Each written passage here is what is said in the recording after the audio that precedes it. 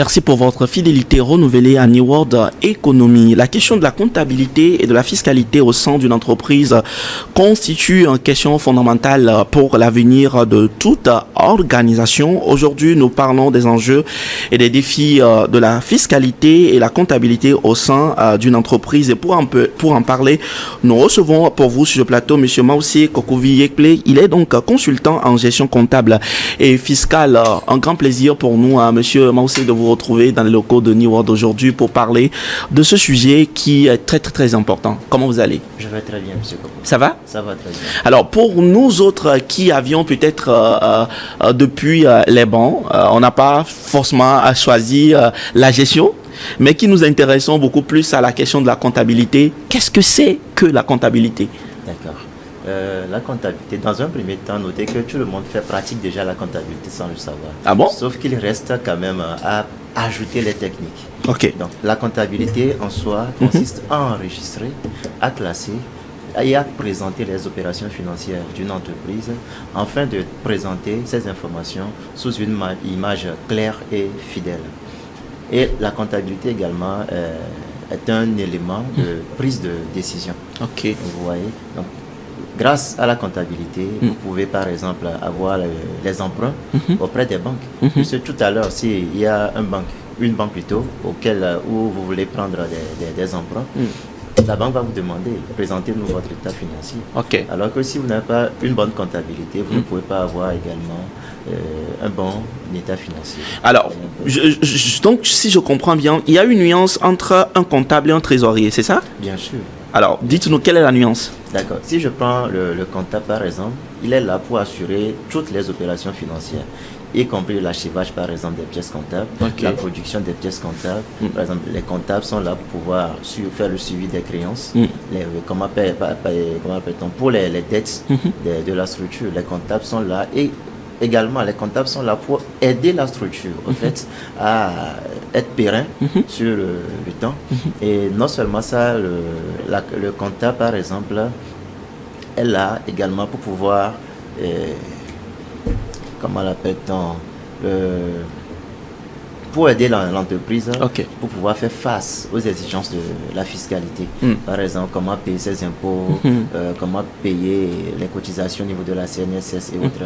Alors que si nous prenons le trésorier, par exemple, le trésorier, lui, il est là pour pouvoir voir comment l'entreprise, quelles sont les disponibilités de l'entreprise et comment on peut placer ces fonds, par exemple, pour pouvoir faire rentrer d'autres fonds, ou carrément, comment également faire des trading par exemple au sein de l'entreprise. Vous voyez un peu comment organiser la comptabilité. Je dis organiser la comptabilité. Je comprends parfaitement. Alors, par là, je peux m'en rendre compte que le travail d'un comptable est beaucoup plus large que le travail d'un trésorier. On peut le dire ainsi? Bon, entre griffes, oui, mais il faut reconnaître que c'est deux domaines bien différents. Alors, quand on parle aujourd'hui, par exemple, d'un directeur administratif financier ou un responsable administratif financier, est-ce que dans ce domaine, est-ce qu'il est beaucoup plus en avant, par exemple, qu'un comptable, par exemple? Bien sûr. Parce que le directeur administratif et financier, lui, il est là dans un premier temps pour contrôler ce que le comptable fait. D'accord. Donc c'est le chef du comptable. Bien sûr. Bien sûr. Mais il a plus de missions que le comptable. Il a plus de missions que le comptable. Super. Alors, Monsieur Maussé, qu'est-ce qui vous a motivé à faire le choix de la comptabilité et beaucoup plus de la fiscalité? Pour la fiscalité, on y reviendra tout à l'heure, mais pourquoi ce choix? D'accord. Dans un premier temps, la base, j'habitais chez mon oncle. Et mon oncle fut comptable au niveau de la BOA. Je comprends. Voilà. Et donc, tous les jours, je vois l'oncle en cravate, en veste et autres là. Bon, c'est comme ça a commencé. Mais après tout, il faut dire que j'ai le goût également des chiffres. Donc, c'est ça qui m'a poussé à prendre comment appelle-t-on, le chemin de la comptabilité. Le chemin de la comptabilité. Alors, nous évoquons tantôt à l'entame de cette émission la question de la fiscalité aujourd'hui. Quand on parle de la fiscalité, pour plusieurs, ça fait peur, surtout pour les novices. Mais si quoi? Qu'est-ce qu'on met au sein donc de cette expression fiscalité? D'accord. Au fait, lorsque nous parlons de la fiscalité, en principe, ça ne doit pas faire peur. Ok. Parce que nous, ça nous fait penser à l'OTR. Bien sûr. Et qui parle de l'OTR, naturellement, c'est de l'argent à donner. Hein? Bien sûr. Ok. Et ça fait peur. Non, allons-y. C'est pas que ça fait peur. C'est parce que des fois, nous sommes ignorants vis-à-vis de la loi. Ok. Sinon, en principe, on ne doit pas avoir peur de la fiscalité, sinon de l'OTR. Super. Dites-nous alors. Si nous prenons la fiscalité, dans un premier temps, la fiscalité elle se rapporte à la gestion des obligations fiscales. Ok. Et donc, qui parle des obligations fiscales, déjà, nous pouvons parler de comment calculer, comment déclarer et comment payer ses impôts. Vous voyez un peu. Et donc, si vous maîtrisez ce process, je pense qu'il n'y a même pas question de peur là-bas. Okay. Mais c'est parce que des fois, nous avons en tête que, bon, l'OTRL là, c'est pour pouvoir nous prendre de l'argent, nous soutirer de l'argent. C'est la raison pour laquelle cela est perçu comme un gendarme derrière l'entreprise. Vous voyez un peu. Alors que si nous prenons, comment appelle-t-on, la fiscalité, si vous maîtrisez vraiment la fiscalité, attention, mais vous n'aurez même pas peur de l'OTR. Ok. Vous voyez un peu. Ok. Des fois, je vois en ville, lorsqu'il y a le contrôle de routine de l'OTR, vous allez voir des gens qui vont fermer leur boutique et qui vont mettre à louer. Oui. Ouais, c'est parce qu'ils ne sont pas parfums de l'information. Ok. Et moi, j'ai l'habitude de dire qui paie ses impôts, c'est comme si quelqu'un qui paie ses dîmes. Et là, vous payez vos impôts, vous allez voir que vous êtes à l'aise. Tranquille. Et puis, il y a une bénédiction de l'État qui vous accompagne à prospérer dans vos activités. Dans vos activités. Ça voudrait dire que c'est toujours important de l'intégrer depuis le début. Ça doit être une culture pour chaque entreprise de comprendre que en tant qu'une entreprise qui exerce dans un pays, la fiscalité ne doit pas être un problème. La question de la fiscalité, les obligations, comme venait de le dire, fiscales, doivent être intégrées directement. Bien sûr, si vous ratez même la base, je pense que c'est déjà un problème. Ok. Parce que avant de créer votre structure de façon formelle au niveau du CFE, il faut penser dans un premier temps à l'enveloppe, bien à la forme que vous voulez donner à votre entreprise. Surtout pour les jeunes entrepreneurs qui se lancent. Là, je voudrais parler des formes juridiques. Ok. Parce que quelqu'un qui veut vendre par exemple le charbon et qui n'est pas bien informé et que cette personne part au niveau du CFE pour créer sa structure en prenant le régime fiscal par exemple réel avec TVA. Mais attention, il ne pourra pas s'en sortir. Quelqu'un qui veut créer par exemple une alimentation générale juste pour pouvoir vendre dans le quartier. Si cette personne prend le régime du réel avec TVA, ça sera également pesant sur cette personne. Vous voyez un peu. Ce qui veut dire que dès du moment où vous avez déjà l'idée d'entreprise, vous devez en principe vous pencher également sur la fiscalité. Okay. Et ça me rappelle, si nous comparons un peu les Blancs par rapport à nous les Africains, si nous griffe nous les Togolais, j'ai reçu 2 Blancs en temps, eux, lorsqu'ils sont venus au Togo pour pouvoir entreprendre, la première des choses avant de créer leur structure, ils ont pris la loi, le code général des impôts, le livre des procédures fiscales pour voir quels sont les avantages pour notre domaine. Alors que si nous prenons un jeune Togolais, aujourd'hui peut-être il a déjà un 30 000, il pense à formaliser son entreprise. Alors qu'en principe il n'est pas bien informé quels sont les tests qui registrent mon domaine d'activité. Vous voyez, là c'est là où le bas blesse. Donc comment appelle-t-on, la fiscalité doit être intégrée depuis le début de la structure. Et là, vous allez voir que vous avancez très, très facilement. Super. Alors, aujourd'hui, quels sont donc les enjeux et les défis auxquels sont souvent confrontées les entreprises? D'accord. C'est énorme. Ces enjeux et défis sont énormes, mais nous allons énumérer quelques-uns. On y va. Je prends par exemple, au jour d'aujourd'hui, il y a la digitalisation. Je prends l'aspect de la CNSS. Tout ce que vous aurez à faire aujourd'hui au niveau de la CNSS, rassurez-vous que tout est en ligne. Okay. Donc, ce qui veut dire qu'il faut être outillé. Si vous êtes dans l'ancien temps, vous ne pouvez plus. Aujourd'hui. D'accord. Si je prends le domaine de la comptabilité, c'est un domaine qui est normé. Donc, il y a toujours des tests, des lois qu'il faut respecter. De même que la fiscalité. Chaque année, la fiscalité, c'est un élément, bien une matière évolutive.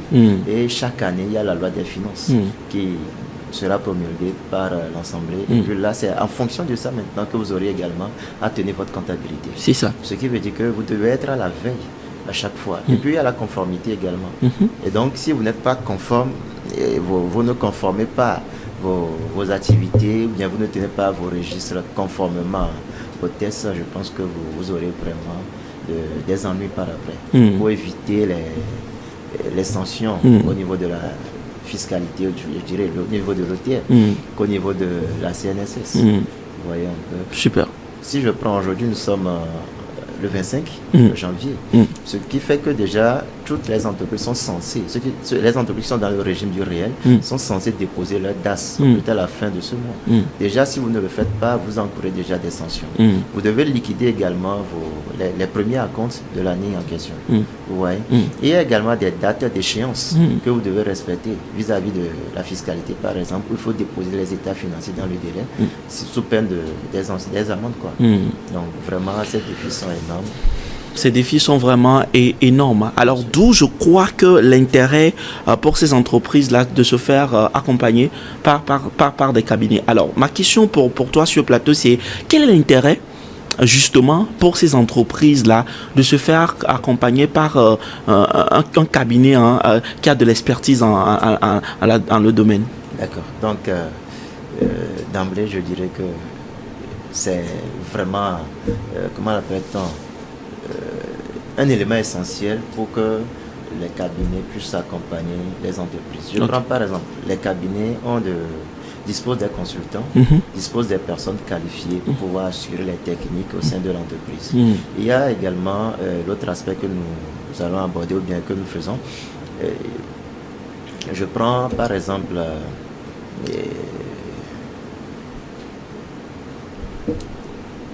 un jeune qui vient de créer son entreprise. Vous allez voir qu'il est au four et au moulin. Donc, côté client, il est là. Côté comptabilité, il est là.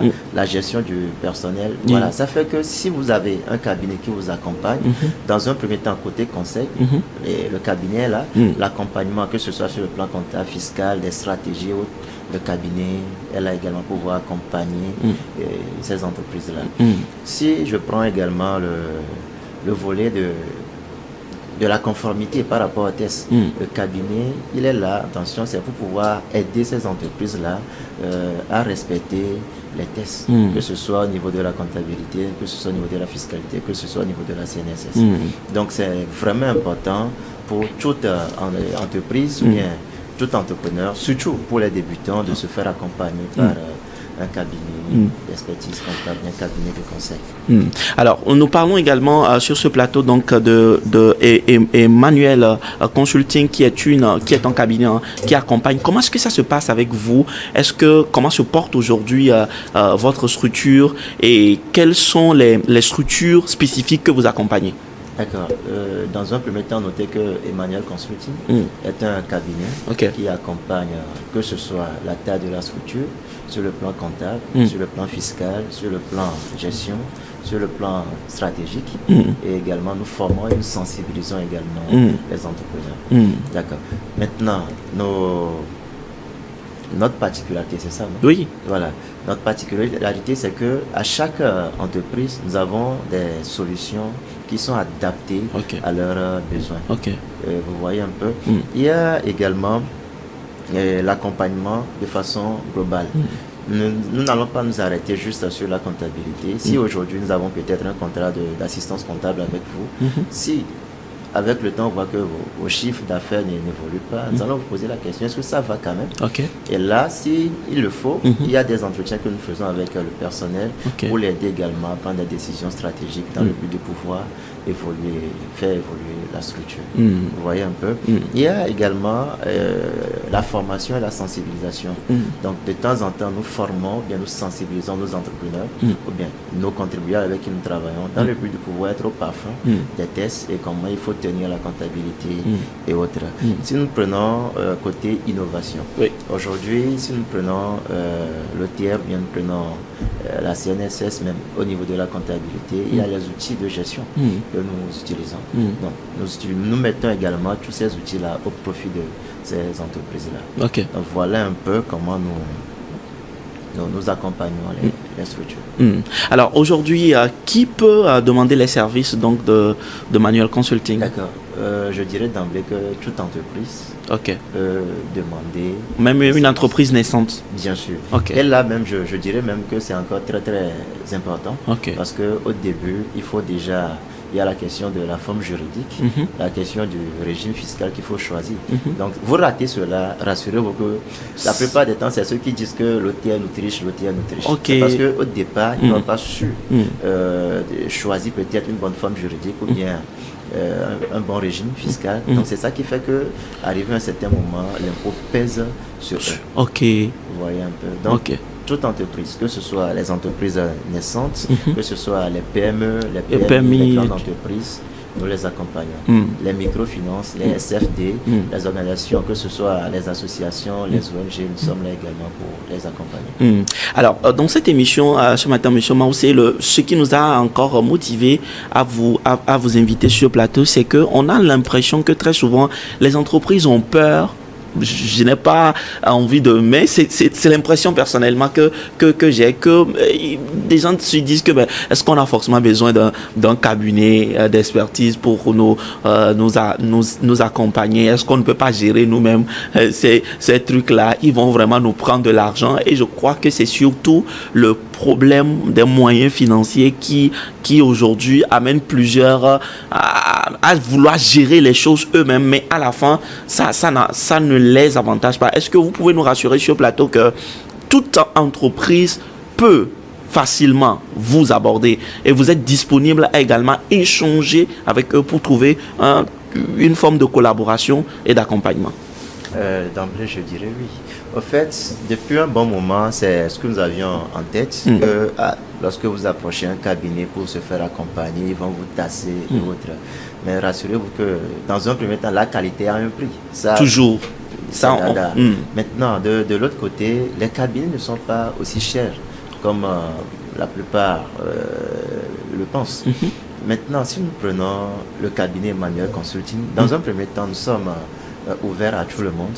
D'ailleurs, depuis un certain temps, les consultations, nous ne prenons même plus l'argent pour les consultations. Vous voyez un peu. Si nous prenons depuis le mois d'octobre passé, nous avions lancé une campagne d'assistance comptable et fiscale, où déjà avec, je ne vais pas quand même énumérer le montant ici, mais avec une petite somme déjà, bon, on va vous accompagner. L'essentiel pour nous, c'est que votre entreprise vive. Et là, nous aussi, nous sommes rassurés que nous pouvons vous accompagner. Parce que bon nombre sont ces entreprises qui sont créées aujourd'hui, à peine 1 an, 2 ans, et que ces entreprises sont fermées. Mais s'il y a le cabinet qui est là pour pouvoir accompagner ces entreprises, vous allez voir que ça va aider dans un premier temps l'entreprise à être pérenne dans le temps. Et là, ça aide également le cabinet à augmenter son chiffre d'affaires. Vous voyez un peu. Donc, je dirais que le cabinet Emmanuel Consulting, nous sommes ouverts à toute personne. Les consultations, d'ailleurs, pour ces moments, ne sont même plus payantes. Elle est gratuite. Et maintenant, l'accompagnement également ne sont pas vraiment regardants sur... comment appelle-t-on, l'argent. Mais néanmoins, la qualité a un prix. Si vous réussissez, nous aussi on réussit avec vous. Naturellement. Voilà. Alors, je réalise également que certaines entreprises, en leur sein, ils ont déjà une comptabilité. Ils ont déjà des juristes qui les accompagnent et tout. Mais est-ce que c'est toujours important, même si on a un dispositif technique assez équilibré au sein donc de son entreprise, mais on réalise que on a envie de faire mieux, on a envie d'aller encore un autre level. Est-ce que c'est toujours important de solliciter le service d'un cabinet? Je dirais d'emblée oui. Prenons le cas des grandes entreprises qui ont plusieurs comptables d'ailleurs, mais à la fin de l'année, sinon, elles se font toujours accompagner par les cabinets. Vous voyez un peu. Ce qui veut dire qu'il y a ce que nous appelons la délégation de la comptabilité, sinon l'externalisation de la comptabilité. Donc là, si c'est l'externalisation, c'est ce qui veut dire qu'il n'y a pas un comptable dans la structure, et donc c'est le cabinet qui assure tout ce volet-là.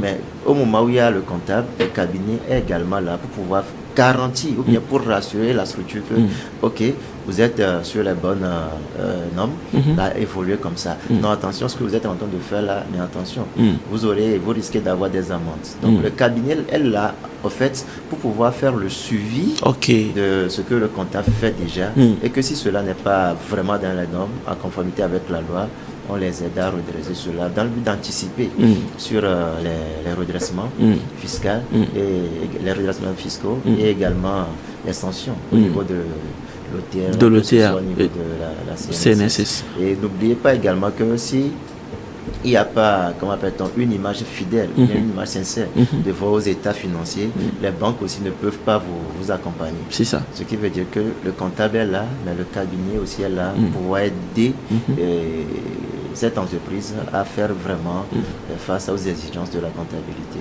et aux exigences de la fiscalité. Alors, pour nos téléspectateurs qui nous suivent dans cette émission, je rappelle donc que nous recevons dans cette émission aujourd'hui un comptable et également fiscaliste de son état. J'ai nommé M.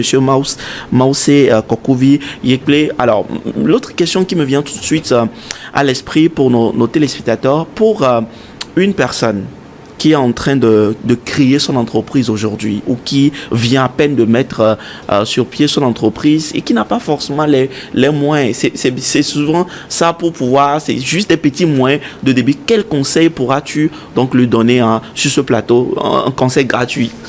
D'accord. Je prends un jeune qui veut démarrer son entreprise. Oui. Dans un premier temps, dans quel domaine il veut évoluer. Donc, en fonction du domaine également, nous avons des conseils adaptés. Ok. Maintenant, nous allons prendre un cas spécifique. Oui, allons-y. Un jeune qui veut créer une entreprise de BTP et postuler aux appels d'offres. Donc, pour cette entreprise, pour ce jeune, nous allons lui conseiller dans un premier temps d'aller au niveau du CFE et faire la création de son entreprise. Premièrement. Bien sûr, c'est la première des choses. Et là, il va formaliser son entreprise. Et là aussi, nous conseillons ce jeune-là de prendre la forme juridique, par exemple. S'il est seul, SARU. Sinon, s'il est deux, si ils sont plusieurs, voilà, ils sont plusieurs, là, SARL. Ok. Vous voyez un peu. Maintenant, le régime... S'il est seul, SARL. S'ils sont deux ou bien plusieurs SARL. Il y en a également plusieurs formes. Ok. Bon, j'ai juste donné ces deux-là. Super. Maintenant, quel régime fiscal choisir? Parce que vous voulez postuler aux appels d'offres, vous êtes obligé de rester dans le régime du réel avec TVA. Parce que l'État ne collabore qu'avec ceux qui sont dans le régime du réel avec TVA. Si vous êtes dans le régime du réel sans TVA, vous ne pouvez pas postuler aux appels d'offres. Vous voyez un peu. Maintenant, lorsque vous créez votre entreprise, la première des choses, est-ce que vous êtes en mesure de démarrer vos activités? Et c'est là où beaucoup sont vraiment négligents vis-à-vis de la loi. Parce que des fois, des jeunes créent leur entreprise. Mais il n'y a aucune déclaration, il n'y a rien de fait. Voilà. On est là, on observe, on est là. Et après, ça nous retombe dessus. Merci. Ce qui veut dire qu'aujourd'hui, si vous faites votre création au niveau de CFE, que vous n'êtes pas en mesure de démarrer vos activités, c'est simple. L'OTF fonctionne sur la base de la communication. Ce qui veut dire qu'il y a une fiche. Par le passé, c'était une lettre qu'il faut adresser. Maintenant, il y a une fiche préétablie. Vous prenez la fiche en question, vous remplissez la fiche. Donc, vous allez à l'OTR. Bien sûr. Vous prenez une fiche. Vous prenez une fiche et vous remplissez. Et vous mettez, il y a une partie, vous mettez notre démarrage d'activité. D'accord. Et vous joignez la copie de votre carte CFE. Seulement que, notez bien que il y a un délai. Lorsque vous créez votre structure, vous disposez au plus tard 15 jours. 15 jours, pour le faire. Votre démarrage d'activité. Mais si vous ne le faites pas dans ce délai, ce qui suppose que vous avez démarré vos activités. Et donc, vous êtes obligé de payer forcément les droits complémentaires pour la première année. Parce que pour les entreprises qui sont dans le régime du réel, la première année, ils sont exonérés des impôts. Seulement que si nous parlons d'exonération de la première année, cela ne veut pas dire que vous n'allez rien payer. Il y a quand même des éléments qu'il faut payer, les droits complémentaires. Parce qu'il y a des éléments sur lesquels... prenons par exemple, vous avez votre structure, vous avez loué un bâtiment. Ce qui veut dire qu'il y a un loyer que vous payez. Sur ce loyer, il y a un élément qu'il faut payer à l'OTR que nous appelons retenue sur loyer. Il y a également un contrat de location. Ce qui veut dire que ce contrat de location doit être enregistré. Et là, vous devez payer également le droit d'enregistrement. Et il y a également la TH. La TH qui veut dire la taxe d'habitation, qui n'est pas liée à la structure, mais qui est liée plutôt au responsable de la structure. Exact. Vous voyez un peu. Donc, je dirais déjà que les trois éléments-là, le contribuable, bien le jeune doit payer cela. Vous voyez un peu. Mais si le jeune n'a pas loué de bâtiment pour son entreprise, mais le jeune peut-être a démarré l'entreprise dans la maison familiale ou bien a conçu peut-être un truc quelque part, là nous parlons de la taxe foncière sur propriété bâtie. Donc vous allez payer la taxe foncière sur propriété bâtie et puis la TH. Vous voyez un peu. Donc ce qui veut dire qu'il faut également que les jeunes comprennent que nous disons, ou bien la loi dit, la première année, vous êtes exonéré d'impôts, vous n'êtes pas exonéré des droits complémentaires. Parce qu'une fois que l'entreprise est existante, ces éléments-là, vous êtes obligé de les payer. D'accord. Vous voyez un peu. D'accord. Je pense que ça a été un conseil gratuit mais très utile pour nos téléspectateurs et beaucoup plus pour les jeunes entrepreneurs qui veulent donc se lancer. Nous sommes donc arrivés pratiquement à la fin, M. Maussé, de cet entretien. Quel serait donc votre dernier mot à l'endroit de nos téléspectateurs? Merci bien.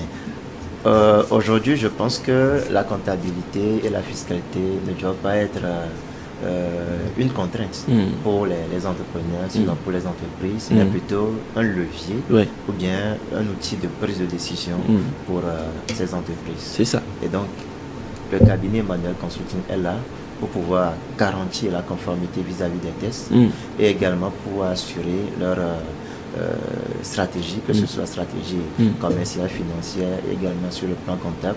Déjà, nous allons les aider également à payer le juste impôt. Ça, je le dis, parce que les gens pensent que le cabinet est là pour aider à ne pas payer l'impôt. Non, ce n'est pas mais ça. À payer le juste impôt. Pour ne pas payer de trop. Vous avez un numéro en contact également? Bien sûr. Donc, pour toute personne qui veut contacter la structure, il y a le 93 33 04 91. On reprend encore. 93 33 04 91. Alors, en tout cas, merci à vous d'être passé chez nous. Je suis persuadé qu'on vous retrouvera également dans d'autres émissions plus tard pour continuer toujours à part nous éclairer, pour aider les jeunes entrepreneurs qui veulent se lancer, de se lancer proprement en évitant des problèmes et en étant en règle avec l'État et en aidant ceux qui sont déjà à un niveau peut-être beaucoup plus stable, mais qui veulent passer à une autre étape beaucoup plus élevée, de demander également de vos services. Merci infiniment à vous et on se retrouve très très bientôt.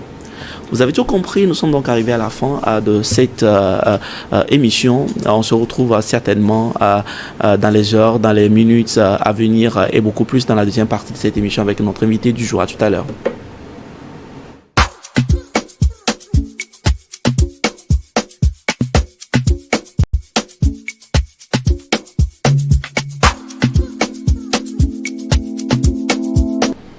Chaque semaine, nous présentons pour vous un héros dans notre pays, le Togo. Aujourd'hui, nous avons le plaisir et le privilège de vous présenter un jeune entrepreneur. Il s'appelle Eric Johnson. Il est donc le directeur général de GA Sécurité. Un plaisir pour nous, Eric Johnson, de vous recevoir dans les locaux de New World TV. Comment vous allez? Très bien. Et vous? Ça va également bien. Partagé. Jeune entrepreneur, derrière un jeune entrepreneur, on sait que c'est tout un parcours, c'est beaucoup d'expérience. Permettez-nous sur ce plateau de vous connaître davantage. Merci. Eric Johnson, comme vous avez bien dit, je suis le responsable de JA Consult. JA Consult. En fait, c'est JA Consult. C'est un consortium d'entreprises. Nous faisons du marketing, communication. De base, j'ai fait des études en marketing, communication. Exactement. Donc, j'ai ma société de marketing, communication qui est toujours fonctionnelle. Mais celle qui est plus en vogue, c'est la société de sécurité, JA Sécurité. Alors, qu'est-ce qui vous a motivé, d'où déjà est venue pour vous cette motivation de mettre en place JA Consult? Comment ça s'est passé au début? Dites-nous. Bon, après mes études, j'ai eu à travailler avec mon oncle dans une société de communication, Ellipse Communication, qui était sans doute la meilleure société de la place à l'époque. Donc j'ai accumulé 6 années d'expérience là-bas.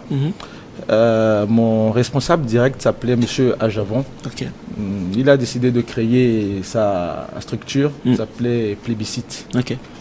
Donc j'ai dit, bon, pourquoi ne pas, parce que moi je suis un gars de challenge, j'aime beaucoup les challenges. Donc je me suis dit, bon, je vais aller avec lui dans cette optique. Donc il a créé sa société et puis j'étais en charge de la direction commerciale. J'ai fait 2 ans avec lui aussi, donc ça faisait 8 ans. Donc je me suis dit, bon, j'avais assez d'expérience, donc pourquoi ne pas me lancer seul? Parce que je voyais tous les défis, parce que moi j'avais vraiment beaucoup d'ambition. Donc j'ai décidé de créer JA Consult. Voilà. Alors, parlant d'ambition, quelles étaient donc vos ambitions au début, juste une fois que vous êtes sorti donc des bancs d'école? Bon, une fois sorti des bancs, directement je voulais acquérir de l'expérience, ce qui est normal. Naturellement. Oui, naturellement. Après avoir travaillé avec mon oncle durant 6 ans, je me suis dit que j'étais en mesure de lancer ma propre boîte. C'est ça. Vous savez que le début de toute activité est assez difficile. C'est bien ça. Donc j'ai créé JA Consult, spécialisé en communication marketing, conseil en communication.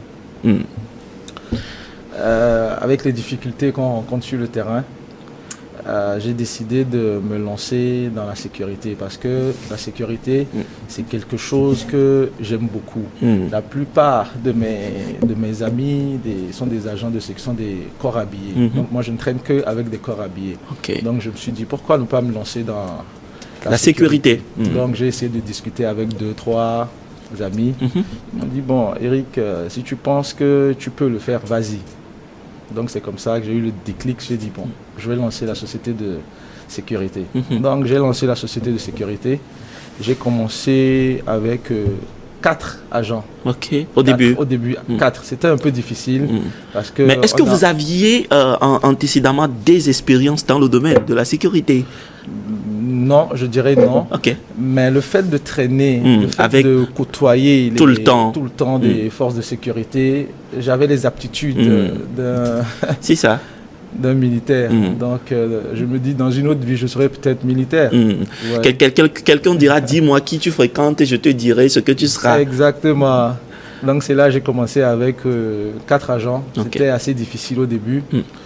Moi, je suis très méticuleux sur les bords, c'est-à-dire le travail vraiment bien fait.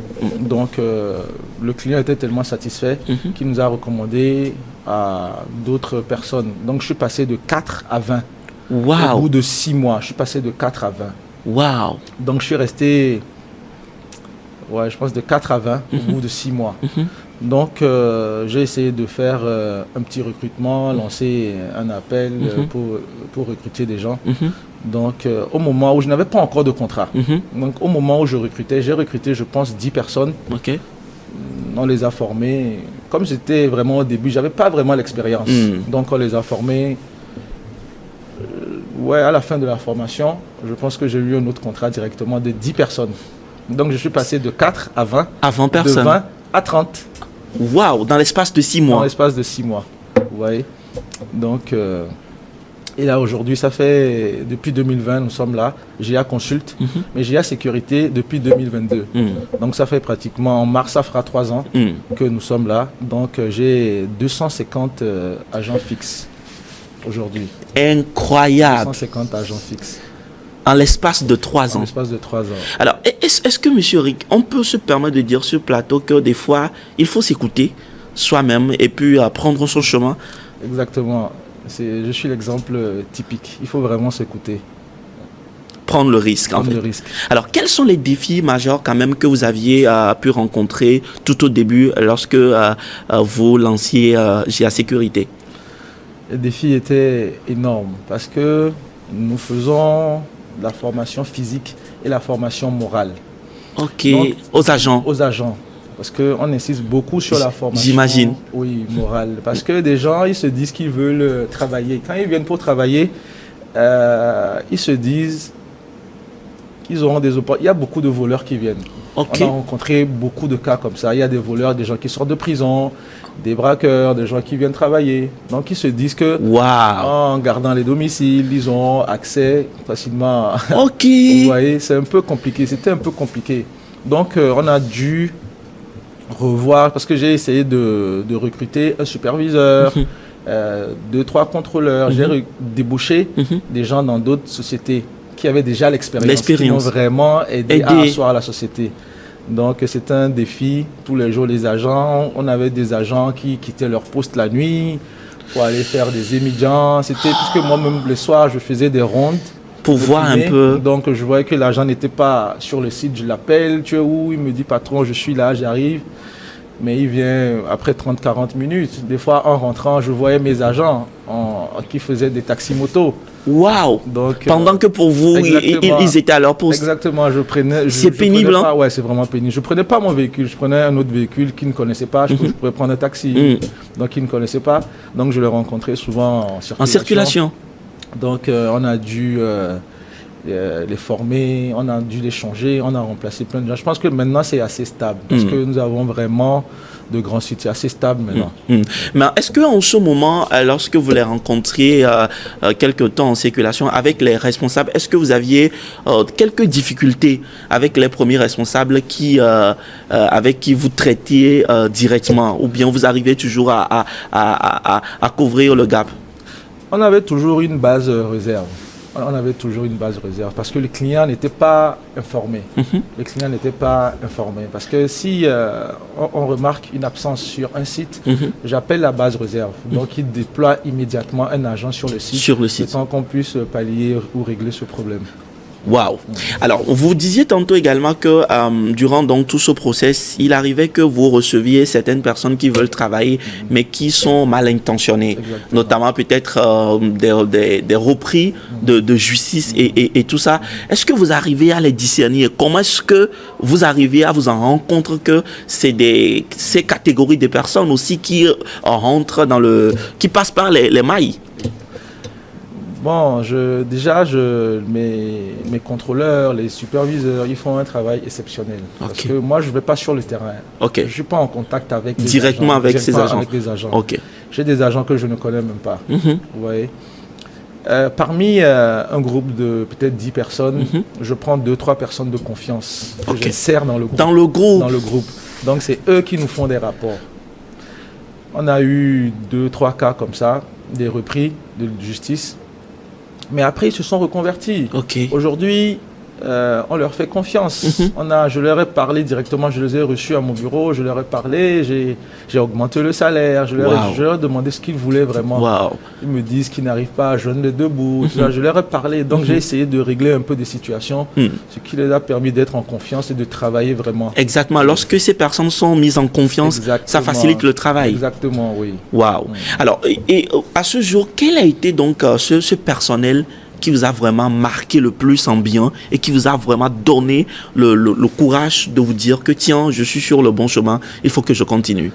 Je pense que c'est le personnel. Ça nous amène à rentrer plus dans votre monde. C'est pour nous l'occasion de pouvoir voir un peu comment ça se passe de façon pratique sur le terrain. C'est-à-dire, c'est les responsables terrain. C'est-à-dire les superviseurs et les 2 contrôleurs. Ils font un travail vraiment exceptionnel parce qu'ils sont vraiment dévoués à la chose. Ils prennent la société, ils se disent qu'ils travaillent comme si c'était à eux la société.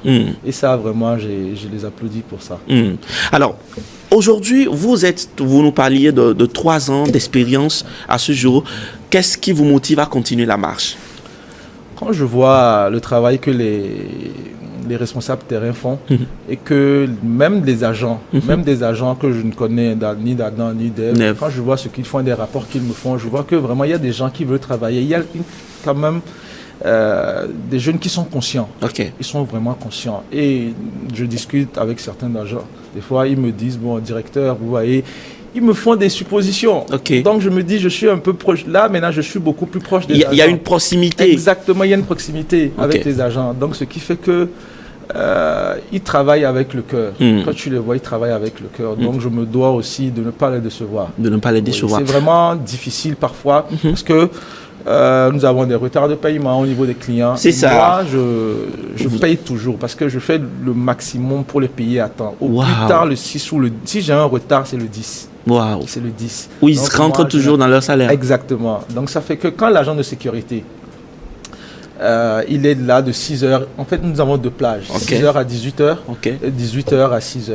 Donc, je vois que c'est vraiment pénible. Quand je les vois, quand ils te parlent, tu dois tout faire pour les satisfaire. Tu dois tout faire parce que les débuts étaient très, très, très difficiles. Donc, je sais ce que c'est que de ne pas avoir de l'argent. Donc, je me mets à leur place. Donc, j'essaie franchement de tout faire pour les satisfaire. Super. Alors, durant donc ce parcours de GIA Consulting, est-ce qu'il est déjà arrivé GIA Consult. Autant pour moi, GIA Consult, c'est très bien de le préciser.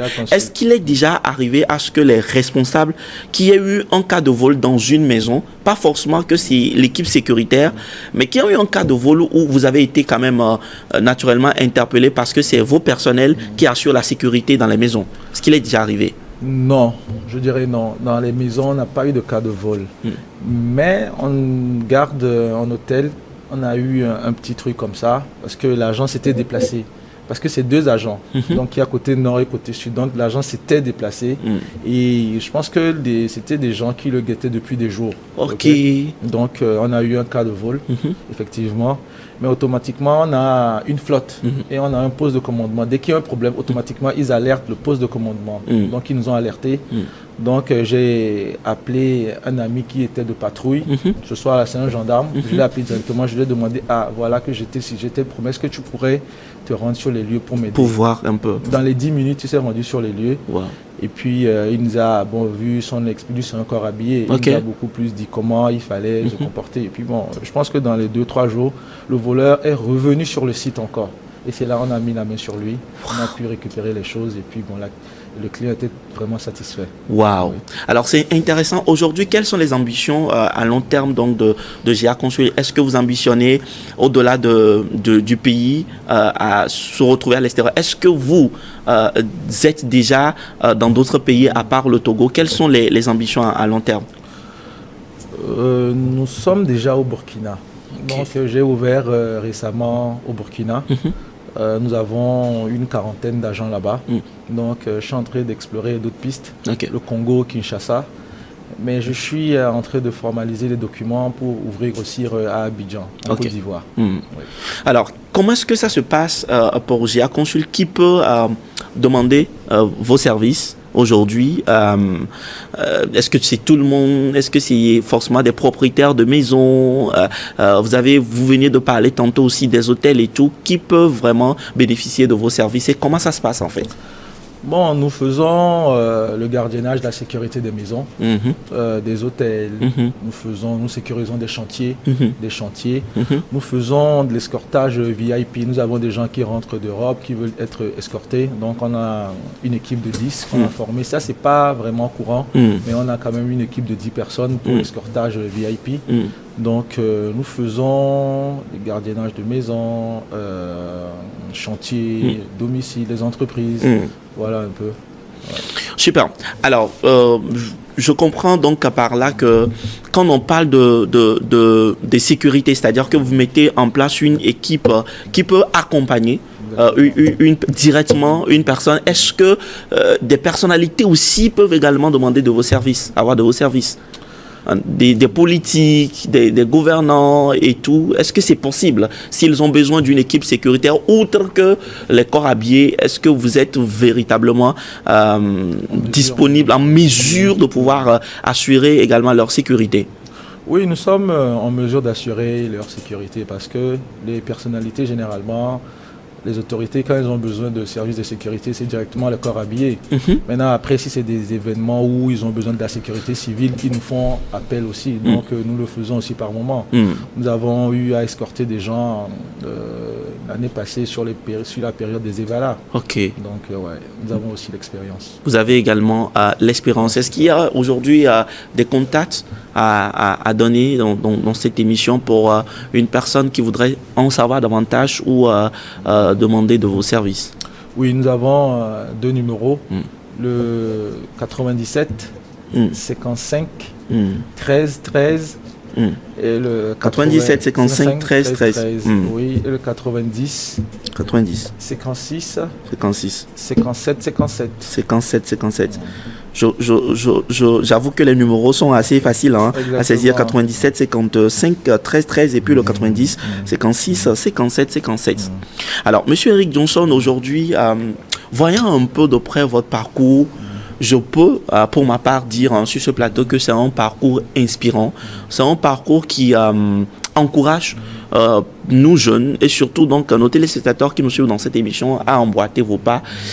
Et comment est-ce que vous arrivez? Quelle est cette magie, cette force que vous avez qui vous permet, à chaque fois que vous vous retrouvez devant des situations difficiles, à toujours, au-delà de tout, vous retrouver à la surface de l'eau après avoir plongé profondément? Bon, je leur dirais d'être discipliné et d'être résilient parce que je me dis la vie est faite de problèmes. Il y a toujours des hauts et des bas. Donc de toujours garder le cap parce que les situations difficiles sont éphémères. Donc de garder le cap. C'est très important. Alors, en termes de résilience, c'est très important hein, de faire quelques précisions. Vous voulez vraiment mettre quoi dedans? Vous parlez en termes de persévérance et tout? Persévérance, de discipline. Vraiment de discipline, parce que la discipline est la base de toute réussite. Il faut être vraiment discipliné. Et puis, il faut rêver grand. Parce que je me dis que des problèmes, on en aura tous les jours. Il faut rêver grand. Hein? Tous les jours, il faut rêver grand. Parce que faut rêver grand. Parce que pour moi, la taille de nos rêves doit vraiment dépasser les possibilités de les réaliser. C'est-à-dire, on doit rêver vraiment, vraiment grand. C'est ça. Oui. C'est ça. Voilà. Super. Alors, nous tendons naturellement vers la fin de cet entretien. Est-ce qu'il y a forcément un dernier mot à l'endroit de nos téléspectateurs, à l'endroit donc de tous les premiers responsables qui nous suivent dans cette émission et à l'endroit également de la jeunesse? C'est ce que je viens de dire tantôt, c'est-à-dire de rêver grand, d'être vraiment focus, parce qu'on ne doit pas vraiment être dérouté de l'objectif. On doit toujours garder le cap. On doit toujours garder le cap. Et puis on doit avoir un mot d'ordre, comme tout le monde, c'est-à-dire on doit se fixer des objectifs, on doit pouvoir passer, c'est-à-dire, je sais pas, on doit pouvoir... je sais pas, franchir les étapes. Franchir les étapes. On doit pouvoir se surpasser. Se surpasser, exactement. Je cherchais le mot, merci. On doit pouvoir se surpasser. C'est vraiment important. C'est vraiment important. Et puis, il faut vraiment avoir foi en la société. C'est ça. Quand tu as ta société, tu dois avoir foi parce que tu dois parler de ta société tout le temps. Tout le temps. Et c'est ce qui fera venir des clients. C'est vraiment important. Avoir foi en sa société, se surpasser tout le temps, s'engager, être résilient, être persévérant. Je pense que c'est ce que je retiens de vos mots. Oui. Et bon vent déjà à GA Sécurité, à GA Consult, bien sûr. Exactement. Et certainement qu'on vous retrouvera dans d'autres émissions pour continuer par inspirer les jeunes et pour donner le meilleur de ce que notre pays, le Togo, a pour le monde entier. Merci beaucoup. Merci d'être passé chez nous. Merci beaucoup. Vous avez tout compris, nous sommes donc arrivés à la fin de cet entretien exclusif accordé donc à Eric Johnson, notre invité du jour. On se retrouve certainement la semaine prochaine pour continuer par vous inspirer. D'ici là, portez-vous très très très bien. À très très bientôt. Au revoir.